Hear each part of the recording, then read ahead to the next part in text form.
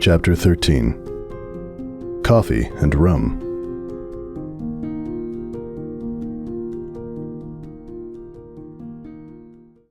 Anyway, those are the basics of what you need to know, Prudence said. He compiled the heavily inked papers into a stack, shuffled them into an envelope, and slid them across the mahogany desk towards Carrot.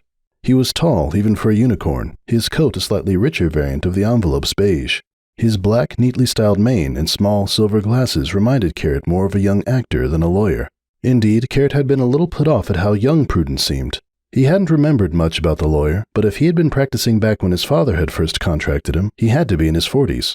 Carrot could only assume time had been unjustly kind to him. His voice was rich, measured, and reassuring, but it didn't completely hide his unease and astonishment as Carrot explained the basics of what had happened. Though I think it goes without saying, Prudence continued, taking a more cautious tone, that a lot of this is going to be subjected to an unusually heavy dose of interpretation. The circumstances are incredibly unique, and many of the normal rules and questions may not apply. I understand, Carrot said quietly. Now, all of that aside, Prudence fidgeted with his glasses, as if trying to decide something. You haven't asked, but part of my job is to be certain that you as the client are getting what you want. Carrot looked up and narrowed his eyes suspiciously. He wasn't sure he liked the direction the lawyer was headed. And, though it does not affect my professional capacity directly, our firm has built a rather strong professional relationship with your family over the years. I do not know that your father and I could be called friends, per se. But nevertheless, I can't help but feel I would be remiss if I did not ensure I had helped you consider any and all alternatives available to you. Your point, Carrot pressed. If you are not yet fully fixed on your course, you may wish to take some more time to be certain that this is truly the right thing for you, Prudence said gently. I have worked alongside numerous certified marital counselors in cases with some similarities to yours, and I'd be happy to refer you to any of them. Or I could find someone to recommend in Ponyville. You think counseling can fix this? Carrot asked.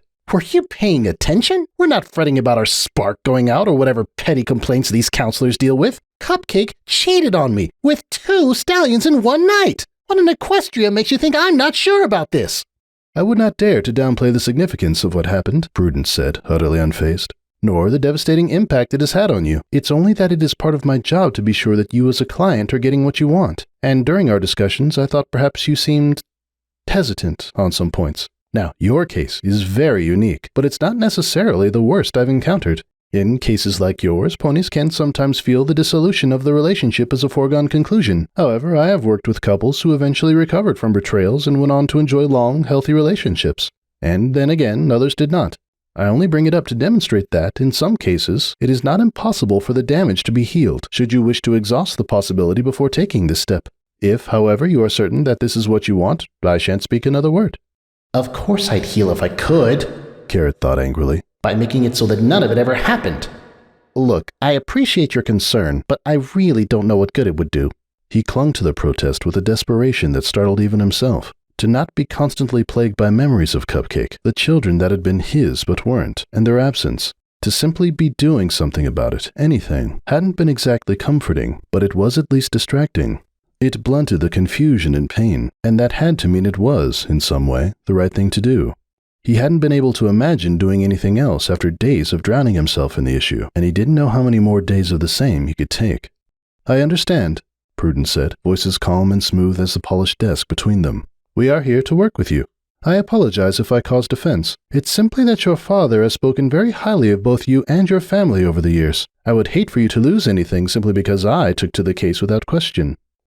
That his father had talked about Carrot's family at all was a small surprise. Surely there was too much to talk about regarding his brothers. Too many of their enormous accomplishments to be proud of.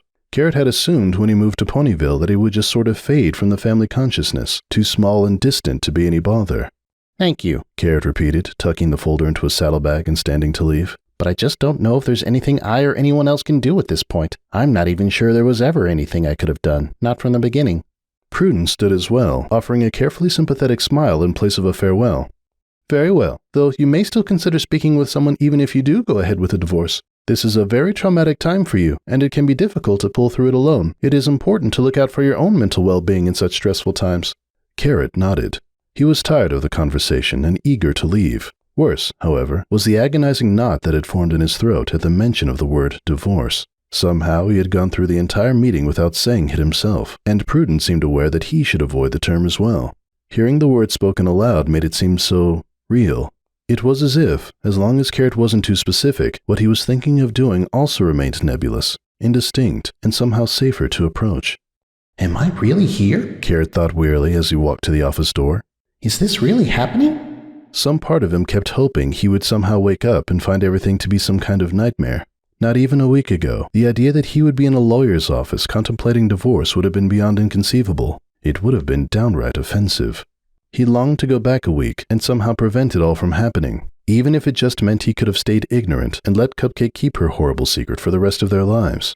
He kept thinking he would actually choose it if he could have those lives back. He missed her. He missed the days they had spent together.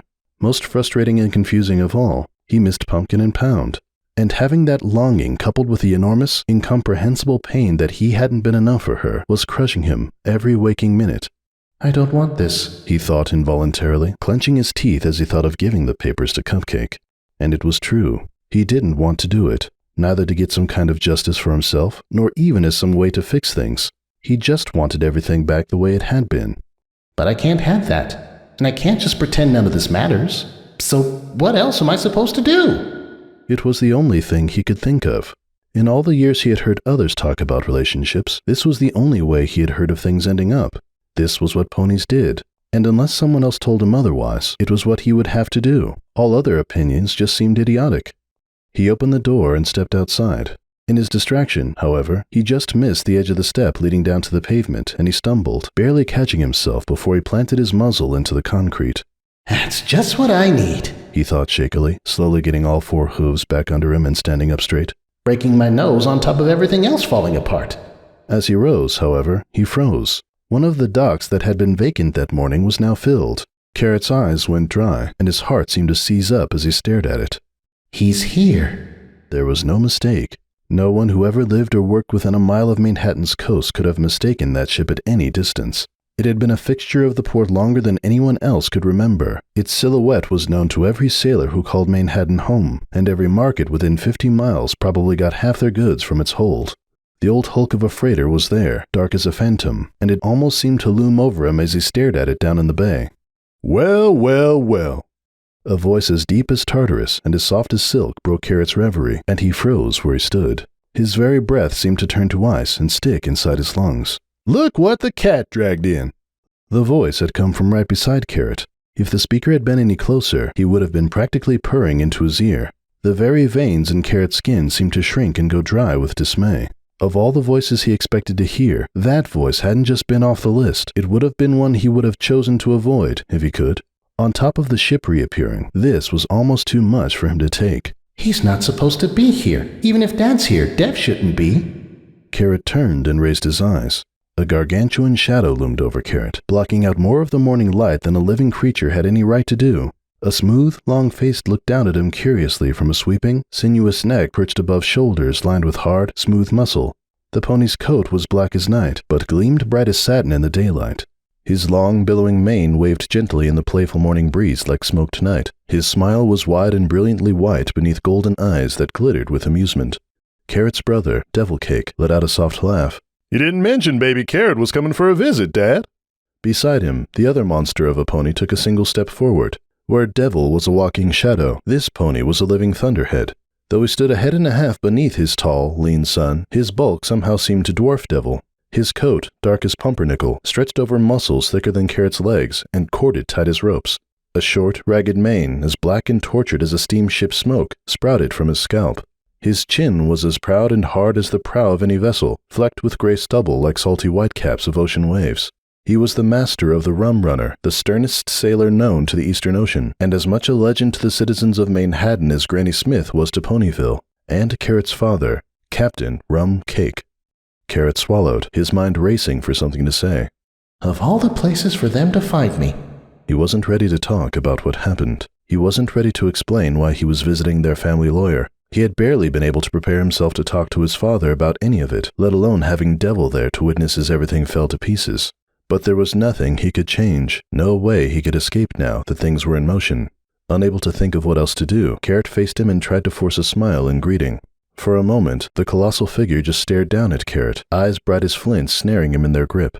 Held fast by that gaze, Carrot felt as if he shrank to the size of a dry crumb. Then, a noise like a diesel motor roaring to life shook Rum's throat. His lips pulled back a little in what probably passed for a puzzled frown. He tilted his head just a degree or two, the better to see his small son. Then, with a silence and speed that no earth pony that large should have been capable of, he loomed over his son, stretched out a hoof, and laid it on Carrot's shoulder in the gentlest touch imaginable. The old skin around his eyes crinkled in a smile as warm and mild as the morning sun. "Welcome home, son." Carrot blinked rapidly. Maybe they won't ask. I have time to think of something. Maybe Devil will leave soon, and... Then Rum turned and looked at the lawyer's office, and the last of Carrot's hope drowned a cold, definitive death. Rum's whiskers were pulled aside as his frown returned. "But what in Sidon's name are you doing here?"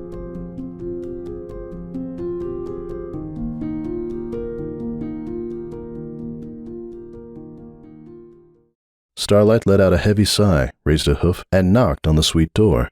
She only had to wait a few seconds before she heard Cupcake's steps approaching from the other side. When the door opened, Cupcake kept the gap narrow as she looked out. "Yes?" Cupcake asked. Her tone was so formal, Starlight almost expected her to add, "How can I help you?" as if addressing another faceless customer at a bakery that was no longer there. At least she isn't slamming the door on me. "Hey," Starlight said. "I wanted to apologize for some of the things I said earlier." She swallowed, grimacing as Cupcake raised a skeptical eyebrow. "Or the way I said them, rather. I let myself get carried away, and I shouldn't have." Cupcake gave her a long, measuring stare. She seemed to be running through a few things in her mind. Then her gaze dropped, and she let out a tired sigh. "It's fine. I don't know that an apology is what I want. You said what you meant to say. I think that's pretty clear, even if you weren't as eloquent about it as you might have wanted." Again, Starlight grimaced. She didn't know that she could argue that point. "It's more the timing than anything else. I didn't want to solve all this at once. That's just not fair." "We might as well get it all out," Cupcake sighed. "Not much point in trying to make any of it nice or pleasant. I think we're well past trying to keep control of this train wreck." "Even so, I'm sorry. And I'm still happy to help with the twins or anything else you need. If nothing else, we've gotten it out, so there's no need to talk about it anymore for the time being." "That's sweet of you, but I think I'll be able to manage on my own for a little while," Cupcake said. Starlight nodded. She had expected that. It would be awkward for them both to try to carry on like nothing had happened. She expected Cupcake felt exactly the same. Still, she felt better for having offered. Perhaps it would help mend the rift a little sooner. "Well, you know where to find me if I can do anything," she said with a smile, giving an unconscious glance in the direction of her rooms in the castle. "Thank you, Cupcake." She turned to leave. "I will try to make things better," Cupcake said suddenly after Starlight had taken a few steps away. Starlight turned her head back to look at her, ears perked quizzically. Cupcake was still watching her from behind the door, but her shoulders were slumped. "After what you said, I honestly never thought about Sunburst in that way," she explained softly. "I never really imagined he felt anything for Pumpkin. I was always looking for some other motive." "Didn't he explain it when he came to you?" Starlight asked, stepping closer again. "Back before they were born, didn't he offer to help?" "I don't—" Cupcake paused, her eyes roving a little as she followed some internal thread. Starlight thought she looked like she was searching hard for something. Then she gave the smallest shake of her head. "I don't remember it that way, if he did. I doubt either of us explained ourselves very well, and, if I'm honest, I wanted him to be someone I could just push away. I think I needed him to be someone who didn't care." She opened the door a little wider and took a step towards sunlight. "If he really cares about Pumpkin... Look, I'm not comfortable with it. You can understand that, right?" Starlight gave a slow nod, biting her lip as she waited for Cupcake to continue. She clearly had more she wanted to say. "But it's also not like there's a reason to keep him hidden away anymore. I don't know how we're supposed to figure out something that will work for all of us, but—" She gave Starlight a small, almost grateful-looking nod. "You're right. It's not right of me to say he has to disappear, or that his feelings don't matter. Carrot and I will try to work something out with him. Somehow." Starlight gave her a warm, grateful smile. "I don't think I can say how much this means, Cupcake, and I know Sunburst will feel the same." Cupcake just shook her head. "I'm just so tired, Starlight. I'm tired of being some kind of monster to everyone. I just want someone to be happy again." Starlight frowned, then closed the last of the distance between them. Cupcake winced, but Starlight put one foreleg around her shoulder and looked her in the eye. "You're not a monster, Cupcake. No one's ever said that, not even Sunburst. You were trying to protect your family. None of us knows how to fix this, all right? None of us. But we can work it out together." "Together," Cupcake agreed sadly. "Once Carrot comes back." Starlight blinked and felt herself pull away a little. Cupcake noticed as well and asked, "What?" "Enough unsolicited opinions, Starlight. Sorry, nothing. Just my mind running away again. Cupcake pulled out of the embrace and frowned at her. Is it about Carrot? You're not keeping something from me, are you? No, Starlight said, shaking her head vigorously. It was just... I know there's probably not much we can do right now. Cupcake nodded slowly. He asked me to give him some space, so... And that's what all of us have to do, I think. But what about what you want to happen after all this? What do you mean? I'm just thinking Carrot's going to come back with some idea of what he wants to happen next. But you deserve to say what you want, too. Starlight shrugged. I'm sorry, it just kind of sounds like you're waiting for him to decide for you. But if he doesn't... Cupcake's lip twitched, and she took a long, shuddering breath. He won't. He'll come back. I don't know how, but we'll fix this. We have to. Is that what you want? Yes, Cupcake said. Starlight was surprised at how quickly strength had come back to her voice. I know it sounds like I'm just waiting for Carrot to decide something, but I've known what I wanted since all of this started. I want this family to be whole, Starlight. I want to raise Pumpkin and Pound, and I want to do it with Carrot. I'll do whatever it takes to make that happen. Starlight nodded. And should we think about what to do if Carrot can't move past this? Cupcake held Starlight's gaze. Starlight was struck by how strong yet fragile she looked in that moment, like a statue balanced perfectly on the edge between holding and crumbling. If that happens, I still know what I'll do. But I won't let it, not until I've tried everything else.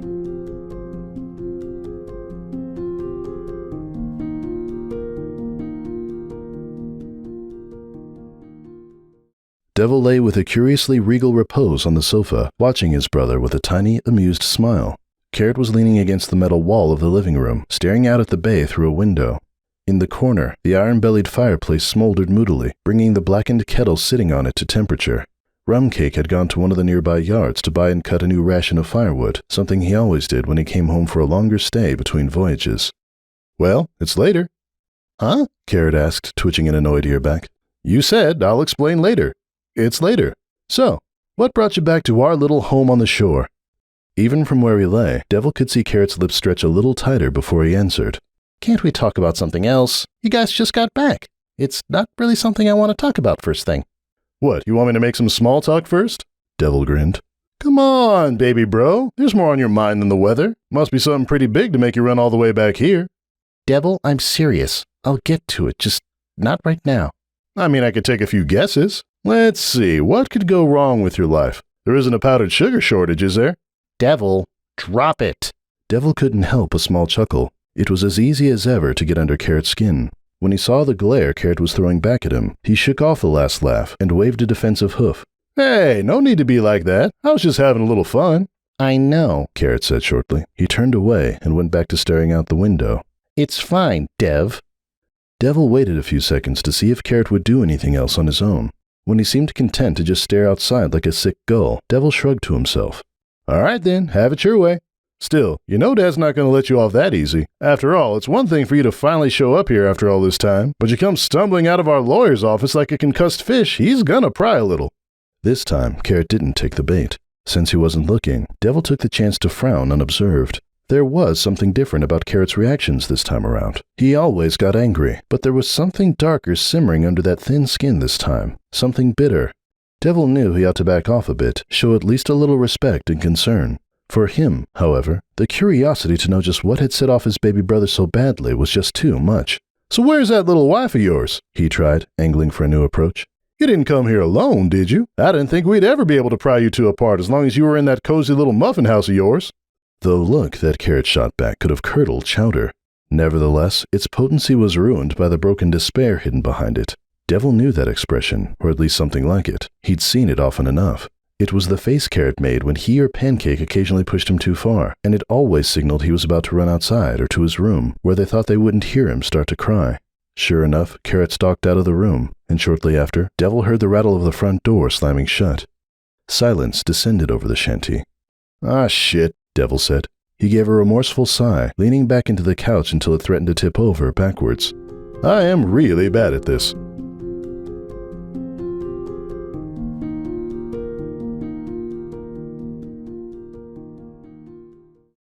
The sound of the waves filled Carrot's ears and drowned out even the distant hum of the city.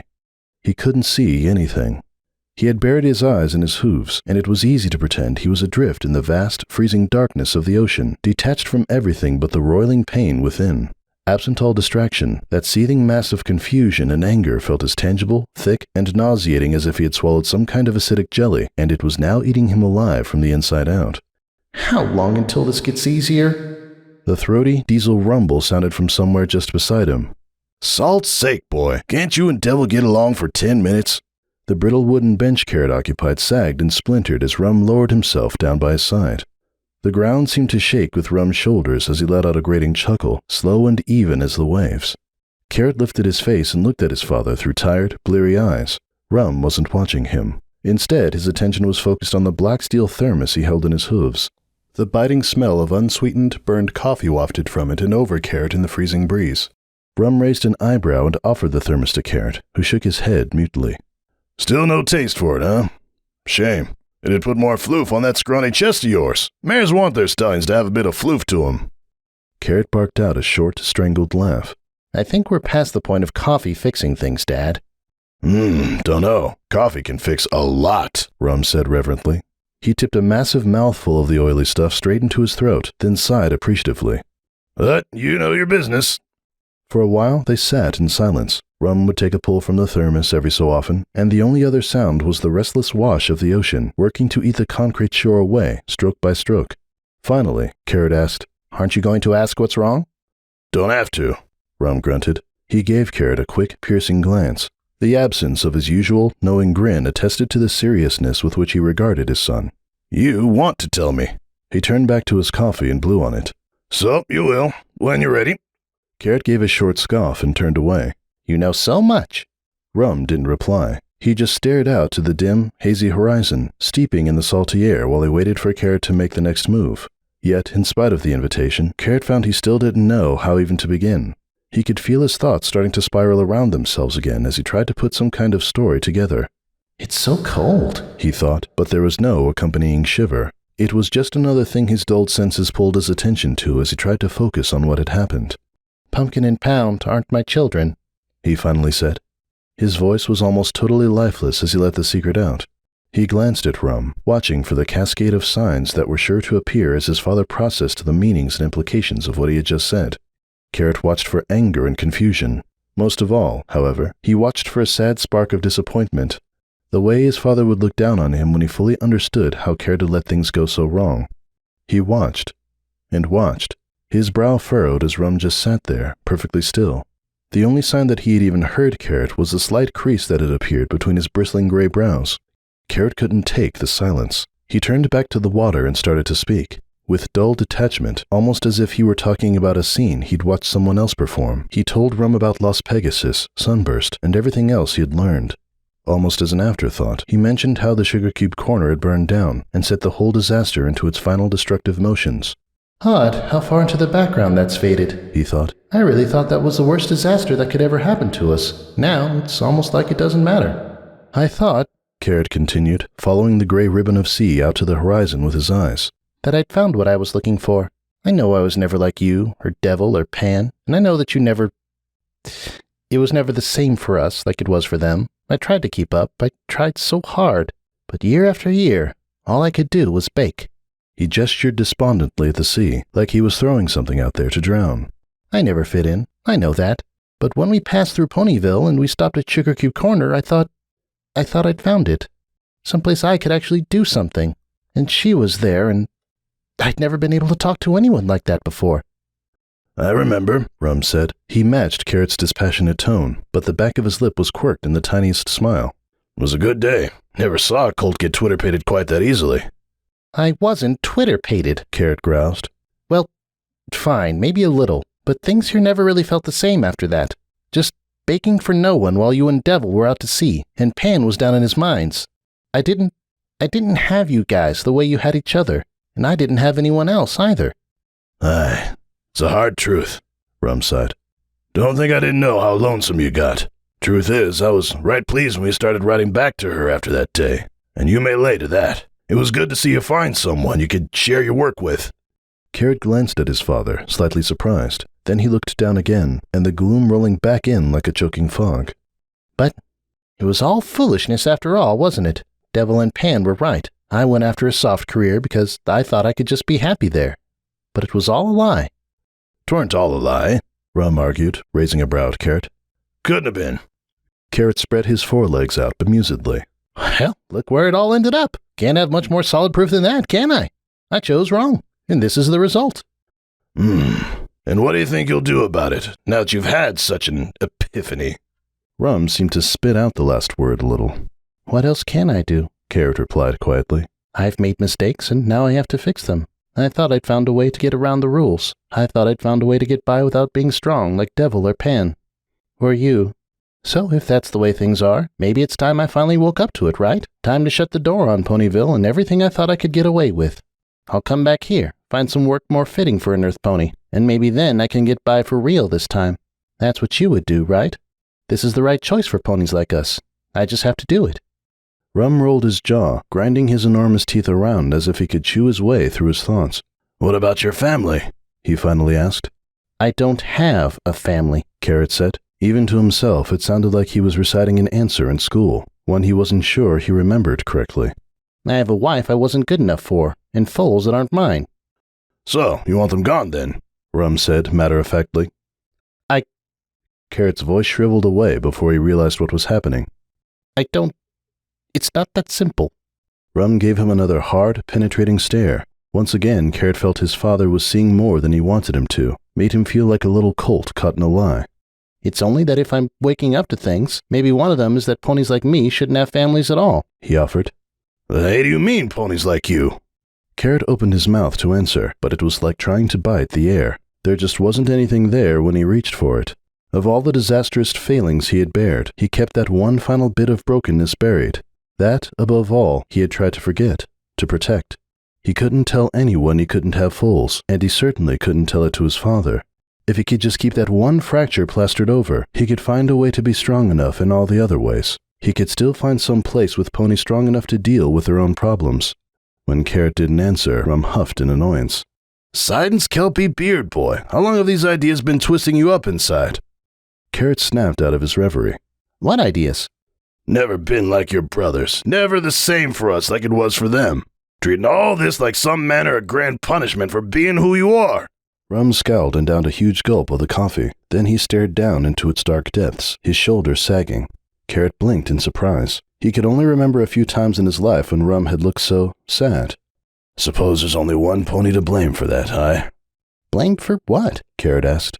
Rum drained the thermos and set it down. Tartarus, thought you grew out of this foolishness. You always did talk too much about how ponies ought to be and what they ought to do. What I could never figure out was who you thought was writing all the rules. Still, I suppose I should have seen better, oughtn't I? Your brothers, Rum shook his head. They always did tease you for a runt. I knew enough to stop them short sometimes, but maybe never enough. Never could tell when you were in on the fun, and when it was punching a hole in your hull. Probably more often than I'd like to guess. He turned and laid a hoof on Carrot's shoulder again, the same as he had when he had first spotted Carrot outside Prudence's office. Even the gentlest touch made Carrot's whole body sag a little. Son, if you lived in doubt of your worth all these years, that fault lies square with me. I'll own that if I have to. Before the Lady of the Tides, I will. But now, you listen to me, aye? You're as solid a lad as either of your brothers. And when these old bones lie beneath the grass, or beneath the waves, you can bet your boots my eternal smile's a content one, knowing all three of you turned out exactly the way you did. That? Carrot breathed out a shaky, angry laugh. Something inside him felt like a hole had been punched through it, and a slew of emotions threatened to overwhelm him again. What are you talking about? I'm not... Not like them? Rum repeated. You're their equal in every way that matters, boy. He took his hoof away and returned to his sea-gazing posture, but his shoulders remained hunched. He looked suddenly much smaller than Carrot thought he could have. Aye, you've had a hard time of it, growing up the way things were. It's true enough that I never could quite work out how to get on with you the way I did with Pan and Devil. If there's one thing I always wished I could work out better, every damn day, it was that. Still, time went on, and you learned to manage yourself in a way none of the rest of us quite did. I suppose I took that as a sign you were doing all right. I just assumed.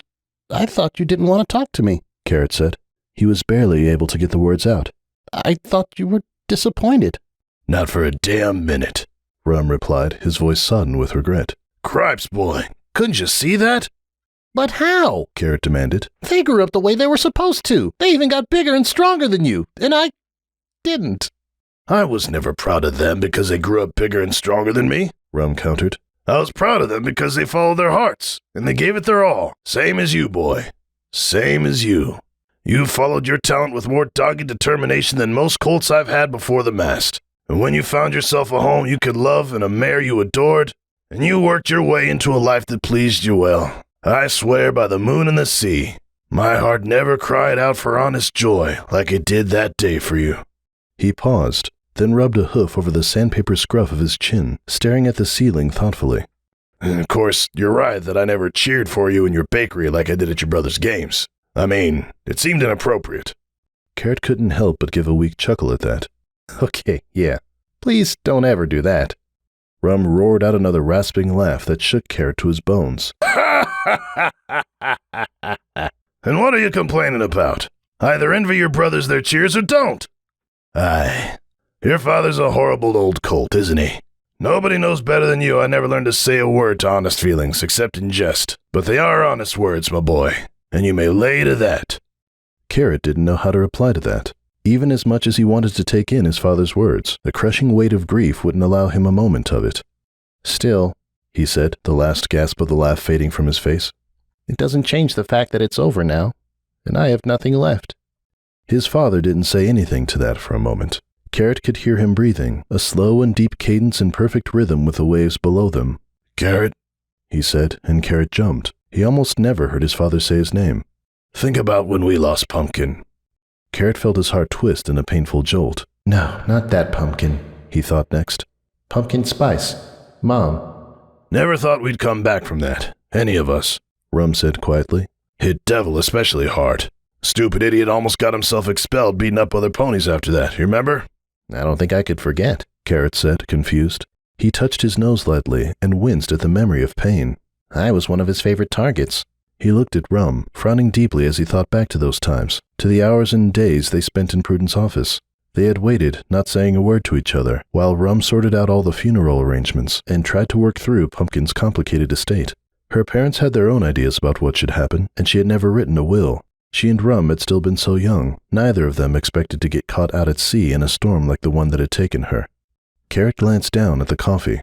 I remember you taking longer than Devil to come back to us, though. Rum nodded slowly. He pursed his lips, looking like he was having trouble figuring out what he wanted to say next. Look, Carrot, you know your business. You're a grown colt, and you know how to chart your own course. I'm not the pony to come to for advice. You know that better than any pony alive. But he turned and gave Carrot another hard, serious gaze. Do me one little favor, aye? You do what you think is right, but you think long and hard before you do it, you hear me? I want to do the right thing, Carrot said, almost automatically. That's why I went to Prudence's office. Is it the right thing, boy? Isn't it the only thing? Rum didn't seem to have a clear answer to that. It was some time before he spoke again.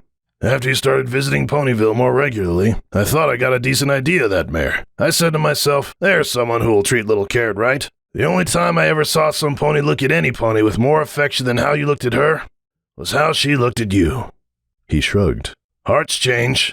Side knows I've seen it happen often enough. What you need to be asking is whether that's what happened, whether her heart's turned from you, or yours from her.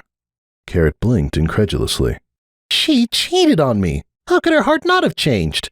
How could it not have changed after what she found out about me? That's for you to decide. If you know she doesn't care about you anymore, or that you can't care for her, then Prudence a good pony. There's no one I'd trust more to help you get through this. But Cup struck me as a good, solid little lady. I wouldn't have ever thought of her to go running behind your back like that. I wouldn't have thought so either. So, maybe there's a chance there's more to the story, Rum said. You said yourself she came to you to try to fix things. Only because she was scared about being found out anyway, Carrot said bitterly. Even so, suggests to me that she still wants you around at least. If she wanted to be rid of you, I can't quite see her going to all this trouble. You may lay to that. Well, so what? How does that change what I need to do? All I want to do is the right thing, and this is the only thing I can think of. There is no right thing, boy, Rum growled. There never is. There's no easy answer for you.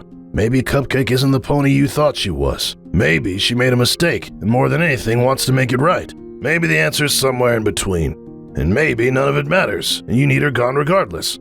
And why tell me this? Why bother about any of this? What does it matter what choice I make? Rum watched Carrot for a few seconds, then turned away. His eyes were narrowed, but he didn't seem angry. He seemed more than anything frustrated that he wasn't getting something across as clearly as he wanted to. It matters because it's your happiness on the line as much as hers. It matters because what you want matters. If she's not the pony for you anymore, then you'll be happier cutting her loose. Then, he once again seemed to slouch and grow a little smaller, a little older.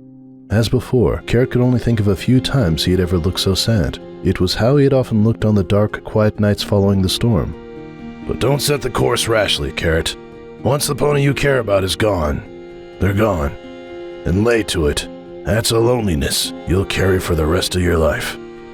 He gave the thermos an idle shake, as if he couldn't remember whether it was empty or not. He sighed when it didn't make a sound. Don't make that choice because you think it's what ponies like you ought to do.